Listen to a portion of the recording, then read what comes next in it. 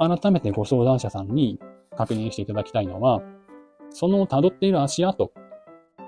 周りからの期待、勉強の成績、など仕事上の評価、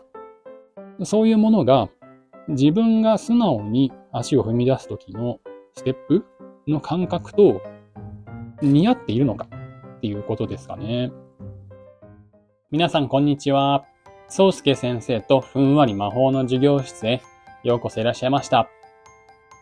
このチャンネルは皆様からいただいた質問をもとに、普段先生という形で活動させていただいている私が、それにお答えしつつ、誰しも自分自身で考え進めたり、検討を進めたりすることが、なかなか難しくなりやすい事柄について、一緒に見つめてみよう、探求を深めてみようというチャンネルでございます。そこで今回いただいている質問なんですけれども、これは普段関わってましていただいている生徒さんからも聞いたことがありますし、大人の方もね、やはりそのように思っていらっしゃる方が多いかなっていうご相談なんですけれども、今やっている勉強、今やっているお仕事に自分が向いていないんじゃないか、もっと他の何かね、自分が向いていてやりやすい、楽しめるお仕事などがあるんじゃないか、そういう勉強の仕方などがあるんじゃないかっていう相談をいただきました。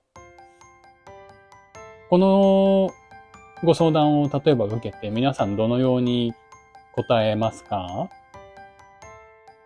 なかなかね、その勉強をどんな風に頑張っても成績が伸びないとか、頑張ってね、会社でお仕事をしているはずなのに、評価はあんまりされない。よく聞くのがね、自分より怠けてるっぽい風なやつが、自分より出世していくなぁ、みたいなね。あいつはなんかそうやって人と関わるのが上手いからなぁ、自分はそうでもないからなぁ、とかね。いろいろあるかと思うんですけども。あと、関連しているのがやっぱり、どちらの方もね、ご家族の期待に応えられないのも苦しいというような話もね、やっぱ聞きまして、そのあたりはね、いろいろ難しいところですよね。もちろんね、このご相談くださった方々も、ご家族のことを大切に考えていらっしゃるので、そういう自分が大切に思う方々の期待には応えたい。そうやってその家族を喜ばせてあげたいっていう気持ちがありますよね。にもかかわらず自分が頑張っているはずなのにうまくいかない。で、そうなってくればやっぱり今やってること変えた方がいいんじゃないか、向いてないんじゃないかって感じるのはなかなか自然なことですよね。さて、それで改めてどう皆さんお考えになりますか？ここでね、何というのでしょうか。向いていないか向いているのかっていうお話については、最近ね、いろいろとそういう自分が向いているお仕事診断とか、自分にどんな特徴があるのかとかね、占いではないですけれども、質問に答えていくことで、診断結果が表示されるっていうものもね、ツールや、ホームページ、あとは本当にしっかりと作り込まれた、心理分析のようなものもありますよね。ただね、そういった分析をいろいろ見ると、これは生徒さん方とかね、と関わっているとよく出てくるんですけれども、あなたは何々にこういう性質がありますので、例えば、レポーターというお仕事が良いかもしれないとか、あなたはアーティスト向きですとか、あなたは組織の中で、みんなと一緒に協調して大きなことをなすのが、プロジェクトを行うことに向いてますとかね。向いてますとまでははっきり言わなくても、そういうことができる性質を持ってますっていうようなね、表現がされて分析がなされたりするんですけど、そうは言ってもね、すでにね、このチャンネルご覧いただいている方は、これまでも出てきたことこれまでにも少なくともね、背景に絶対含まれていたことなので、思い出してくださる方もいるかもしれませんが、人間ね、どれか一つの要素で出来上がっていることはないので、それが、私たちが生まれる前から引き継いでいるみたいな話もね、以前しましたけども、環境的な意味でもね、物理的にも、精神的にもっていうような話。そういうところから照らしていくと、分析されたからって何なんだっていうところはどうしてもありますね。実際、僕が直接的に聞いたことはないんですけれども、こういう診断とかで表示された、それに従って、例えばお仕事を選択してみたっていう方もね、この世の中には今いっぱいいらっしゃるでしょう。で、もしそういう選択の仕方をした人たちが、皆ね、前向きに日々を暮らしているのであれば、お悩みとかもだんだん少なくなっていくんじゃなかろうかと思うんですけれども、と思いきやね、例えば、メンタルクリニックに、の扉を叩く人の数は年々増えていますし、いわゆる精神的に診断を、精神的な病気と言いますか、診断を受ける方の数も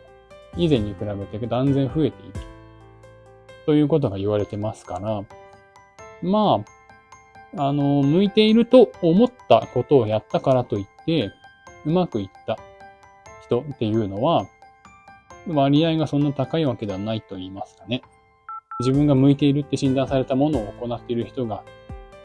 ずば抜けて幸せ度が高いっていうことは全くない模様ですので、さあどうするかっていうことですよね。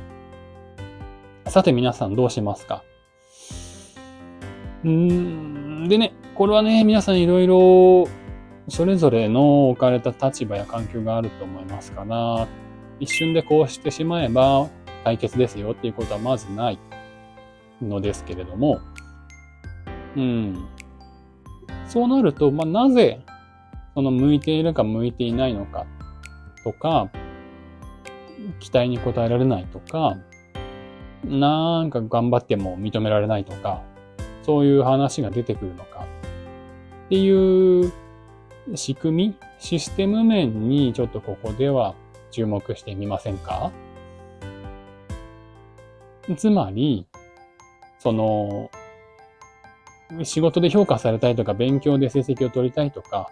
家族の期待に応えたいっていうのは、一定のね、これも前触れましたけれども、そういうテストで求められる技能とか、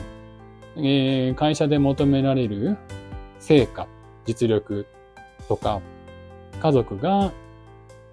この人にはこうなってほしいな、自分の子供には、自分の旦那さんには、自分の奥さんには、あるいは父でも母でもいいんですけども、こういう風であってほしいなっていう期待、それらの基準に沿っていないがゆえに、うまくいかないかのように見えるっていうことが発生しているんですよね、ここでは。そう考えると、まずね、その基準っていうものが本当にどれほどのものなのかというのは、またぜひご関心とお時間ある方は、以前のね、動画もチェックしてみてほしいんですけれども、その基準っていうものがどれほど自分が応じてあげる、自分がその基準に従って生きるということが自分のね、幸福度につながるのかっていうことは常に確認する必要があるかなと思いますね。でこれっていうのはその基準っていうのがすごく比喩的に言うと他の人の足跡だからなんでしょうね。あるいは他の人が通らなかった道、これは特にね、親御さんと子供さんの関係とかでよくありますけども、自分は大学に行かなくて苦しいか、就職の時とか苦しいんだから、お前は大学に行きなさいよっていうような話が今もありますね。昔はもっと強かったかもしれませんね。立身出世しなければなんだからということで。ね、親は頑張って苦労して子供が大学なり、良いお仕事なりに就くのをサポートしてあげるぞ。だから頑張るんじゃぞっていう、そういうあり方。うん。で、それっていうのは、例えば親御さんも通った道、もしそうであれば、親御さんの足跡を、この足跡を通ればな、お前も俺のように、例えば会社を、大きくすることができるぞ。とか、あるいは通ってなくても親御さんが別な道を行っていて、もっとね、親を超えるのが子供なんだっていう話だとして、こちらのね、道を通ればいいんだ。で、その道をもしかしたら親御さん自身が調べ上げて、こう、道を作ったのかもしれませんし、そこまでできない場合は、やっぱ他のね、例えば、なんでしょうね、大谷選手が通った足跡とか、誰でも良いんですけれども、思い浮かべていただくのは、そういう大企業の社長さんが通った足跡。その足跡を、ほら、ああいう足跡を辿れば、ああなるんじゃぞ、っていうことで、子供にもお勧めする。で、それを私たちはこう、模範として、その足跡を辿ろうとするんですよね。それが、今回のご相談者さんたちがやろうとしていることなのではないかと思うんですよね。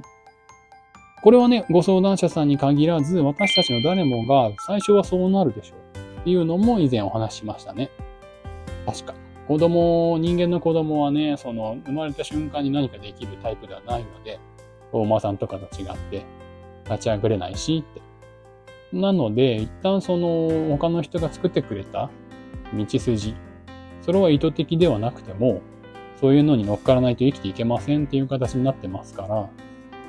最初そうやってスタートするのは当然なんですよね。で、その後、今言ったような足跡をたどるっていうことをずっとやっていくと、やはりね、靴のサイズは違うし、歩幅も違うし、ちょっとね、ずっと比喩的なんですけれども、今回の比喩的にお話しするのが、ご相談くださった方たち、みんなに参考にしていただけると思うので、こうしているんですけれども、そうやってそれぞれね、足の大きさもステップの幅も違うから、やっぱり小さい頃はいいですよ。まだね、ある程度背の高さとかもね、よっぽど突然大きくなる人もいないでしょうから、足のサイズとかもね。で、体もある程度柔軟でしょう。だから対応はしやすいと思うんですけれども、だんだん自分の骨格とか、この骨格っていうのは、物理的な面でも精神的な面でも、どちらもとちょっと捉えてみてくださいね。自分の世の中の見方とかがだんだん生まれてきて、そうすると自分のステップの踏み方も、やはり、大企業の社長さんの足跡の靴のサイズや幅には合わない部分が必ず発生してくるということですよね。そうこうなってきたときに、その靴の跡に足がはまらないと、向いてないんじゃないかなって思う。なぜなら、そのステップ、社長さんの通ったステップの、例えば50歩目まで行くと起業っていうマスがあるから、でも自分は30歩目ぐらいでちょっと立ち止まるし、もう一歩別の横に足が出ちゃったっていうね。で、そうすると起業っていう、辿っている足跡の先にある一つの成果みたいなものには到達しないから、成果が出なくて、じゃあ向いていないんじゃないかって思うわけですよね。うん。なので、ここで改めてご相談者さんに確認していただきたいのは、その辿っている足跡、周りからの期待、勉強の成績、など仕事上の評価、そういうものが自分が素直に足を踏み出すときのステップの感覚と似合っているのかっていうことですかね。それによって、自分の足跡、つまり自分がナチュラルに振る舞うときに自分が自然とつけている。今まで社長さんの足跡を辿ってきたけれども、100% 本当に辿れている人は社長になるっていうふうに言って良いと思いますから、そうじゃなくて、一応この道を行ってみようかなっていう道の、どう外れたか。自分が。なぜそういうところで横にステップしたのか。そうせざるを得なかったのか。みたいなところも見つめ直してみることによって、向いている向いていない、期待に応える応えられないっていうところから、外れた、そこを、卒業した自分の足跡を自分のね、人生において辿ることができるようになるんじゃないかなと思いますね。さて、少々抽象的でしたけれども、私からお伝えしたいことはこんな感じですね。はい。それでは、今回もここまでお聞きくださってありがとうございました。ぜひね、皆様も、ご自分なりの見方や感じ方を大切にして、そして健康はやはりね、第一ですから、健康じゃなきゃいけないっていうことではありませんが、自分がね、心地悪く感じないように自分のことを大切にしながら、これからもね、お過ごしください。では、失礼します。さようなら。